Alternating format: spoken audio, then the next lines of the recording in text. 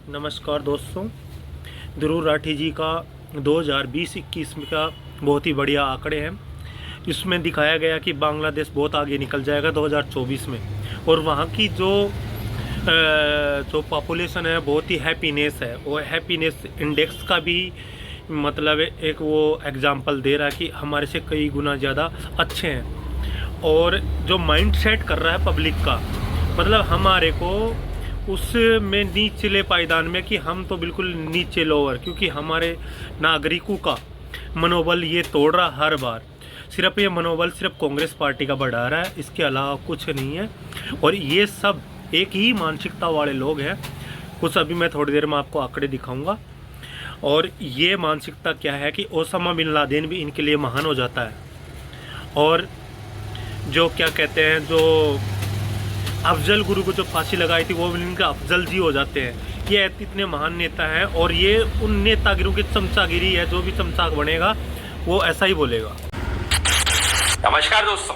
एक समय था जब हम इंडिया को बड़े बड़े सुपर पावर देशों से कंपेयर करते थे कि इंडिया चाइना से कंपीट कर सकेगा, इंडिया की इकोनॉमिक ग्रोथ चाइना से ज्यादा हो सकती है। लेकिन आज 2020 में हालत ये हो गई है कि चाइना तो कहां का कहां पहुंच गया, बांग्लादेश जैसे देश भी अब इंडिया को पीछे छोड़ने को हो रहे हैं। आपने आईएमएफ की लेटेस्ट प्रोजेक्शंस के बारे में सुना ही होगा शायद। जीडीपी पर कैपिटा यानी जीडीपी पर पर्सन बांग्लादेश का इंडिया से ज्यादा होने वाला है। आईएमएफ ने ऐसा प्रोजेक्ट किया है इस साल के एंड तक, और ये तो सिर्फ एक डेटा है। आज के दिन रियलिटी है दोस्तों कि बांग्लादेश कई पैरामीटर्स में इंडिया को पीछे छोड़ चुका है या छोड़ने वाला है। बांग्लादेश एक बहुत बड़ा पॉजिटिव एग्जांपल सेट कर रहा है आज के दिन अपने नेबरिंग कंट्रीज पे कि कैसे रियलिटी में डेवलपमेंट करी जाती है। ऐसा कैसे पॉसिबल हो पाया, कैसे बांग्लादेश इतना आगे निकल गया जहां पर इंडिया सुपर पावर 2020 के सपने देख रहा था, और क्या चीजें हम सीख सकते हैं बांग्लादेश से। आइए जानते हैं आज के इस वीडियो में। आईएमएफ की प्रोजेक्शंस के बारे में पहले थोड़ा डिटेल में बात करते हैं, क्योंकि यहां पर कुछ इंटरेस्टिंग चीजें दिखती हैं। आईएमएफ ने कहा है कि साल के एंड तक 2020 के एंड तक बांग्लादेश का पर कैपिटा जीडीपी इंडिया से ज्यादा हो जाएगा। लेकिन आईएमएफ ने यह भी प्रोजेक्ट किया है कि 2021 में इंडिया का पर कैपिटा जीडीपी फिर से आगे निकल जाएगा बांग्लादेश के पर कैपिटा जीडीपी से, $2030 कंपेयर टू $1989। जो लोग सरकार को सपोर्ट करते हैं वो इस फैक्ट पर बहुत कॉन्सेंट्रेट करके आपको कहेंगे देखो ये तो सिर्फ शॉर्ट टर्म चीज है, बाद में हम वापस आगे निकल जाएंगे।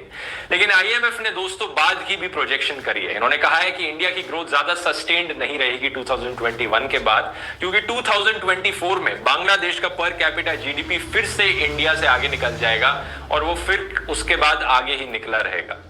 अब कुछ लोग यहां पर यह भी कहेंगे कि सरकार पे ब्लेम डालना सही नहीं होगा, ये कोरोना वायरस की वजह से ऐसी सिचुएशन क्रिएट हुई है। इंडिया एक बहुत ही पॉपुलेटेड कंट्री है, कोरोना वायरस ज्यादा फैला इसलिए इंडिया इतना ज्यादा अफेक्ट हुआ है। लेकिन एक चीज मैं आपको बता दूं दोस्तों, बांग्लादेश इंडिया से पॉपुलर तो आपने ज्यादा ही कर दिया कुछ, इसीलिए तो तख्ता पलट हो गया।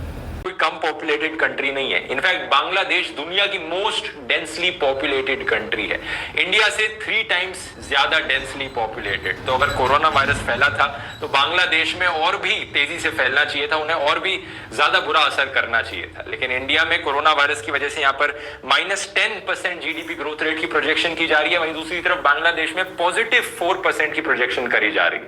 उन चमचों के लिए खास झटका है जो इसको फॉलो करते हैं।